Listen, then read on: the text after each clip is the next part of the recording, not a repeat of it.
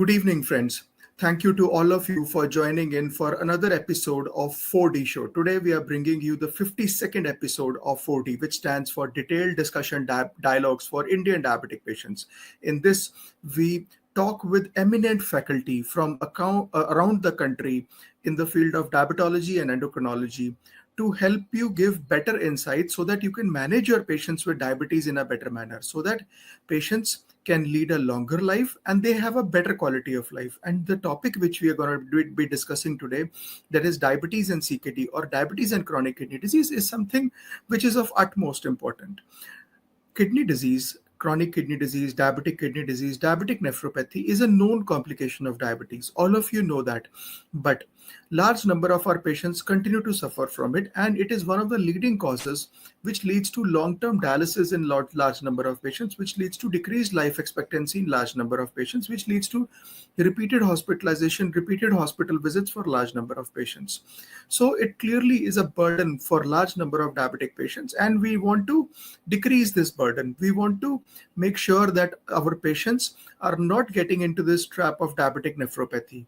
How can we do that? For that, we will be having a detailed discussion with an eminent faculty today. The eminent faculty today is Dr. Sandeep Kumar Sahu. He is a prominent endocrinologist who is working as an assistant professor in the Department of Endocrinology at KIMS Bhubaneswar. He did his MBBS from MKCG Medical College and Hospital, MD Medicine from Ranchi University, and DM Endocrinology from Utkal University. He did a number of projects, publications like prevalence of NAFLD and its correlation with various hormonal, biochemical, and adiposity indices, alongside various case reports like primary hyperaldosteronism, adult onset Langerhans cell histiocytosis, etc. He also won second prize in endocrine quiz in ESCON and first runners-up in the Endocrine Premier League. He has been a panelist as well as a speaker at number of academic meetings. So thank you very much, Dr. Sandeep Kumar Sahu, for joining in for today's 52nd episode of 4D Show. So good evening all. Myself Dr. Sandeep Kumar Sahu. I am working as assistant professor and consultant in the Department of Endocrinology at KIMS Medical College and Hospital, Bhubaneswar. So today's topic, as we know, that is diabetes and CKD. The prevalence of diabetes in India is 9.6% among adults more than 20 years or more. And the number of people with living diabetes in India is the second highest in the world. About 53.1% of the adults living with diabetes are found to be undiagnosed. So in India, 1 in 11 adults are living with diabetes, and there are 90 million adults living with diabetes. 1 in 2 adults with diabetes are usually undiagnosed. Is 747,000 deaths caused by diabetes in 2021. Next slides. Yes, so we can see that there are among the causes, all the causes of this is a common chronic diseases. So diabetes accounts for 44%. High blood pressure 29% and 18.4% others, and 1.6% PKD, and 7% there are glomerular diseases. Hyperglycemia can have effect both in kidney, that is in form in the glomerulus and in the proximal tubule, where it can increase the level of angiotensin and ACE inhibitors, and in the proximal tubule it also stimulates the growth, and there is angiotensin 2 which potentiates this growth of the proximal tubule, and it can also contribute to albuminuria, and there is gradual progression of CKD. And as you know, in the proximal renal tubules there is increased expression of SGLT2 protein, and which absorbs around more than 90% of sodium from the proximal tubule, and there is also, because of this, there will be increase in single nephron GFR, and which contribute to the progression of CKD. And this angiotensin 2 increases also tubular reabsorption of sodium, which can increase in extracellular fluid volume and sometimes BP. Definitely, it involves the progressive irreversible loss of kidney function, defined as either the presence of kidney damage, pathological anomalies, increase in GFR rate.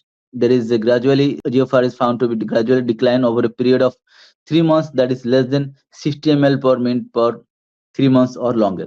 As we know, these slides, CKD staging along with albuminuria, can see that stage in the grade 1, there is the normal to high GFR levels, and due to this mild decrease, that is 60 to 89, and grade 3A can mildly to moderate decrease, that is 45 to 59, and in grade 3B it is moderately to severely decreased around 30 to 44, and in grade 4 it is severely decreased 15 to 29, and in kidney failure stage G, that is grade 5, it is less than 15 ml per min per 73 meter square. And the albuminuria category, as we know, that A1 is normal to mildly increased, that is less than 30, and A2 is moderately increased, that is 30 to 299 milligram per gram creatinine or 3 to 29 milligram per millimole of creatinine. A3 is severely increased, that is more than 300 milligram per day or more than 30 milligram per millimole of creatinine. As we can see that in grade 1 and grade 2, we can screen in the green lines there is lesser risk, and there is gradually is the yellow to orange to red, there is gradual, the risk is gradually increase and more.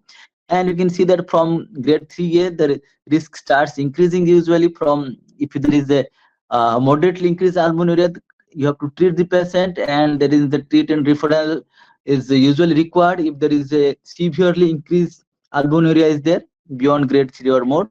Yes, so how to do in patients of screening of albuminuria or nephropathy? Yearly starting 5 years after the diagnosis, and at the time of diagnosis for patients with type 2 diabetes mellitus. So what do with a positive result? We have to repeat and confirm usually. Don't go for a single value of albuminuria. Evaluate the possible temporary or spurious causes. Consider using other markers like cystatin C and creatinine to more precisely estimate the GFR. And only the persistent abnormalities can only define the CKDs. So initiate the evidence-based treatment is very much required.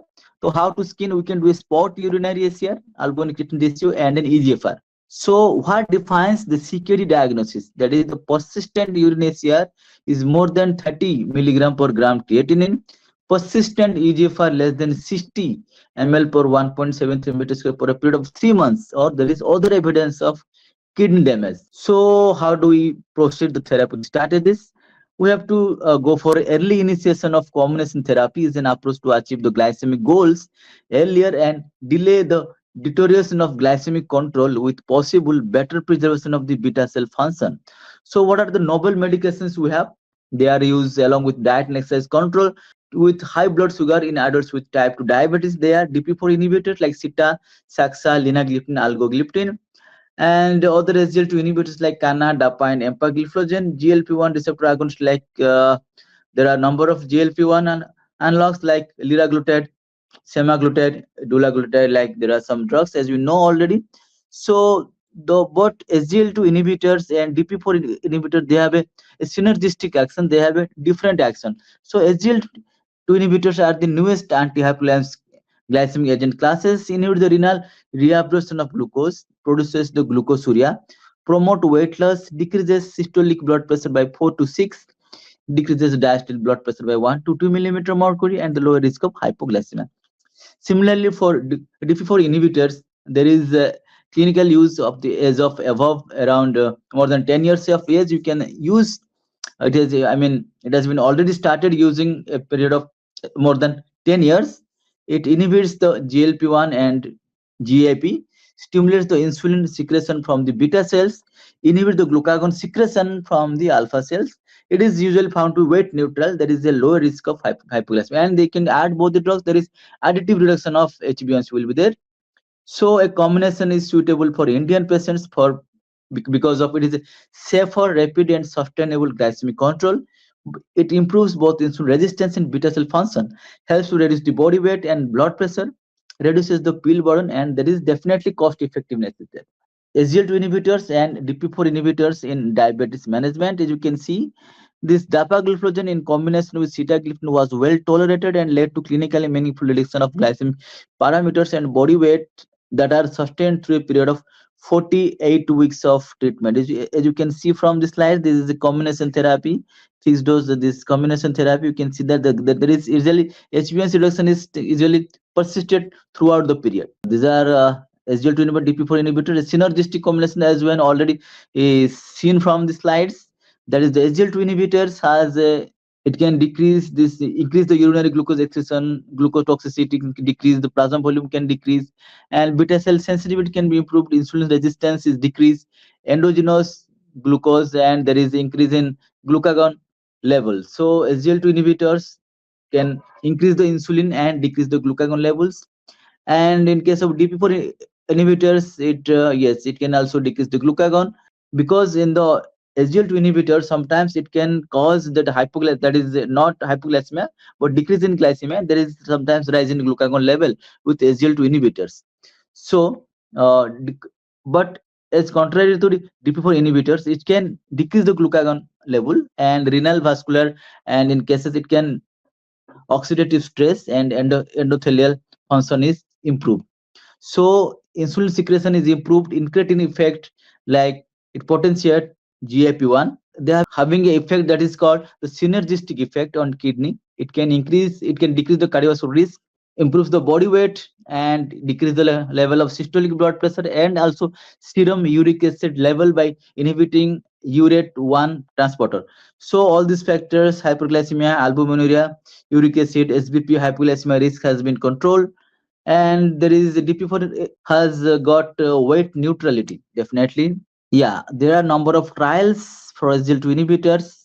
As you can know that it can have a action on liver, that is increases the non-esterified free fatty acid utilization. Hepatic glucose output is increased, decrease ketogenesis and decrease steatosis. Definitely, so SGL2 inhibitors are definitely found to helpful in decreasing steatosis, and it can cause glucosuria and nitriuresis. In cardiovascular system, it can decrease the arterial stiffness, plasma volume. Arterial stiffness decrease, plasma volume is decreased, there is blood pressure is decreased, improved endothelial function, and decrease the risk of hospitalization due to heart failure. In case of pancreas, increases glucagon, decrease insulin, and glycemic control is maintained, decrease glucotoxicity and cause weight loss. In kidney, it is tubuloglomerular feedback mechanism is restored, decrease oxidative stress, decrease the fibrosis, increase diuresis, and increase uricosuric effect. And it can cause for adiposity, can increase the lipolysis, increases the non-esterified free fatty acid utilization uptake, and decreases the fat mass. There are number of trials, that is definitely declaratimi, DAPA-CKD. All these trials has taken patients of EGFR, usually more than 20. They have taken all these patients. There is composite outcomes, decline in EGFR by at least 50%, ESKD or death from the renal CV causes. And in declaratimi, the composite of more than 40% decrease in EGFR to less than 60 ml per minute per 1.73 meters square, to ESKD, death from CV or renal causes. And the composite of sustained decline in the EGFR more than 50% in the DAPA-HF trials, and stage kidney disease or death from the renal causes. So how to adjust the dose in patients of CKD with diabetes? Based on the chronic disease, the HbA1c criteria is applicable as above. We can use either SGLT2 inhibitors or DP4 inhibitors. SGLT2 inhibitors and their combination can only be used when the EGFR is more than 45. But now they are saying you can use SGLT2 inhibitors can single be used EGFR more than 20 at least. So SGLT inhibitors with the positive kidney outcomes in CVOT should be preferred at kidney disease, and DP4 inhibitors with proven kidney safety, that is linagliptin, can be preferred in kidney disease. So yeah, this combination may be preferred over the other combination glucolosing therapy in patients with CKD when EGFR more than 45. So we can use the dapagliflozin 10 and sitagliptin maximum 50 milligram daily. The initiation is not recommended in EGFR less than 25 ml per 1.73 meter square. And in patients, we can see that there is a, you can use up to maximum 25 if EGFR below 20 to 25. So glucose lowering efficacy is reduced with SGLT inhibitors as EGFR declines, but the kidneys and cardiovascular benefits are preserved. That is to be taken into account that dapagliflozin approved use of 10 milligram once daily with the EGFR of less than 25 to 45 ml per minute per 1.73 meters. The holistic approach in patients, definitely first line is lifestyle activation, that is a healthy diet, physical activity, smoking cessation, and weight management. First line drug therapy, SGLT2 inhibitors if EGFR more than 20, and metformin if EGFR 30. You can use RAS inhibitors at maximum tolerated dose if patient is hypertensive. You can use that with RAS inhibitors. Moderate to high intensity statins can be used.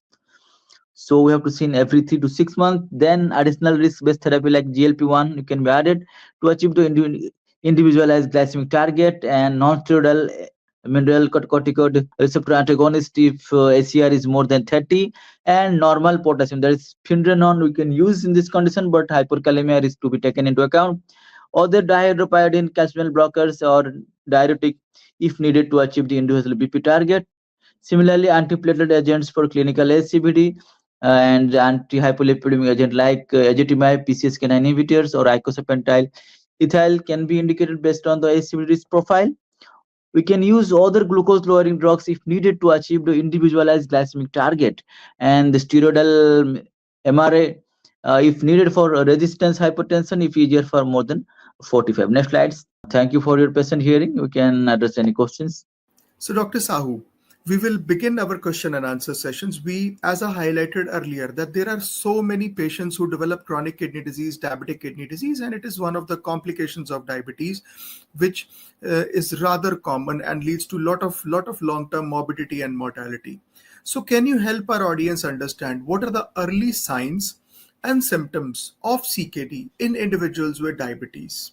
Thank you for the question. Yes, as we have been already seen that patients with diabetes and CKD, there is gradually there is a CKD in diabetes or any form of CKD. There is a gradual decline in GFR rate. Usually, it should be it is to define as CKD. The GFR should be below 60 for a period of 3 months or more. So early symptoms that is we call the diabetic kidney disease. Sometimes the patient having retinopathy, patients with diabetes, and there can be also albuminuria, or there is a gradual decline in EGFR. These are the symptoms we can get. These are the findings. Thank you so much, Dr. Sahu. So, once we know the signs and symptoms, this can help our doctors, our audience to, diagnose our patients, pick up our patients early. An early pickup leads to a better care, a better long-term outcome for the patients. So, one of the pillars of long-term outcome is diabetes management. So, can you elaborate in detail as to how can diabetes management help prevent or slow down the progression of chronic kidney disease? Thank you for the question. So as you have been already seen and already know that in a patients with type 1 diabetes or be it type 2 diabetes, in patients of type 1 diabetes, we can screen for proteinuria after the diagnosis, that is after the 5 years after the diagnosis every yearly. And in patients of type 2 diabetes mellitus, we can screen for every year for the development of nephropathy or proteinuria. So there are other components. It is like diabetic kidney disease is not only proteinuria, it can also can be point out to decline in level of EGFR. So both EGFR screening, EGFR that is by doing a routine creatinine, we can do that, and for proteinuria we can do albumin creatinine ratio. There are already we have been divided in various categories.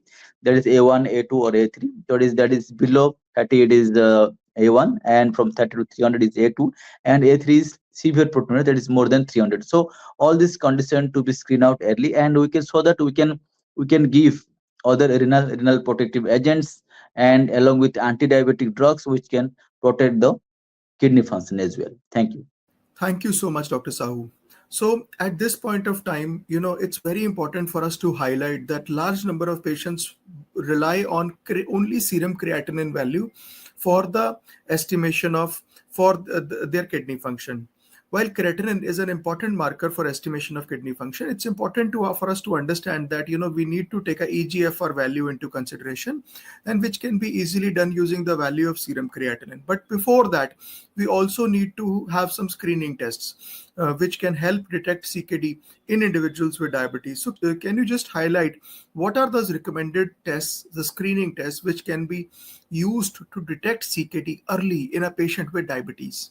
There are some tests already we have discussed that we can do a proteinuria, that is the spot urinary albumin creatinine ratio is might be useful in this condition, that is easy, can be done in outdoor settings. So we can do a spot urinary albumin creatinine ratio, and also we can do a routine urine analysis. So we can urine analysis, we can get cast if there is other cast or something granular cast like that, we can get evidence. And if there is urinary albumin creatinine ratio more than 30 to 300 or more than 300, then we can see there is a definitely albuminuria, which might be the earlier sign after excluding other spurious causes. Right. Thank you so much, Dr. Sahu. So, at this point of time, it's important for us to understand what are the underlying processes which leads to the development as well as progression of chronic kidney disease. We looked at the metabolic aspect, that is the hyperglycemia. We looked at the blood pressure aspect, that is hypertension. Can you explain the concept of hyperfiltration, the renal hyperfiltration, and what is its role in the early stages of diabetic kidney disease? And also at the same time, can you also highlight how do inflammatory pathways contribute to the progression of diabetes and CKD, which leads to long-term morbidity in large number of patients? There is that hyperglycemia is a risk hyperglycemia along with hypertension, dyslipidemia, oxidative which can increase the inflammatory milieu, and oxidative stress which can damage the glomerulus as well, and can develop as a long term that can develop as CKD, and is a risk factor for the developing that is CKD. And also there are, as we have been already mentioned, that is there is a concept of hyperfiltration. In view of that, if there is a gradual inflammation, oxidative stress, and in this condition there will be gradually hyperfiltration in the single nephron. Because of there is gradually decline in kidney function, there will be increase in hyperfiltration, or in the it is a hyperfiltration of the single nephron can expose to gradually more and more kidney damage. So these are this condition which can predispose to more severity of the CKD, and there is decline in EGFR. Thank you so much, Dr. Sahu. And at this point of time, it's important for us to remember that, few years back, maybe a decade back, we did not have any good therapies for preventing the progression of CKD. All we used to talk about was, ACE/ARB, and alongside that, we used to highlight the importance of glycemic control as well as blood pressure control, as well as risk factor management like obesity, hyperlipidemia, etc. These factors are important, very, very important. But at the same time, it's also important for us to understand that there are other therapies besides that which have become important, paramount, and help our patients with CKD decrease the progression of disease. So can you explain the specific renal benefits of SGLT2 inhibitors and how they prevent CKD in people with diabetes? Yes, as you have been already studied on the slides, or even know that there are number of trials, that is CVOT trials in there are for SGLT inhibitors like dapagliflozin, as you have already shown. There is the DAPA HF trial, DAPA security trial, deliver trial, declare TRIMI trial, and for empiric outcomes like empiric kidney trials, canvas trials, be it other trials like Achilles trials. All these trials are even show that the SGLT2 inhibitors can slow down the decline in the EGFR level, and also it can decrease the proteinuria. And we can use the SGLT2 inhibitors up to EGFR level of 20. So below 20, I usually don't give the dapagliflozin or canagliflozin like molecule. But if EGFR is more than 20, we can use the SGLT2 inhibitors. And also simultaneously, as you have been already shown from the slides, that linagliptin or sitagliptin are at a very mild doses like 25 milligram of sita and 5 milligram of lina can be used up to EGFR below 20 to 25 also we can use. And linagliptin is completely renal safe. Along with that, as we have been already talked around about the antihypertensive drug therapy like AC inhibitors, be it ARBs or the statins like atorvastatin, we can use in CK. Along with that, we can use non-steroidal mineral corticoreceptor antagonist like pindrenone, but it should be it's hyperkalemia is a risk factor. And it can develop during or after therapy, so you have to monitor the potassium levels. So that is one drug we can use in case of it can decrease the decline in EGFR and also proteinuria. No management of diabetes is complete without talking about lifestyle in detail. We cannot overemphasize the importance of lifestyle in the management of diabetes. So, when it comes to diabetes and CKD, what role do lifestyle modifications play, and how can they help in our patients with diabetes related CKD? Yes, not directly, but as we have been already studied that it is a lifestyle disease, so definitely lifestyle modification is important.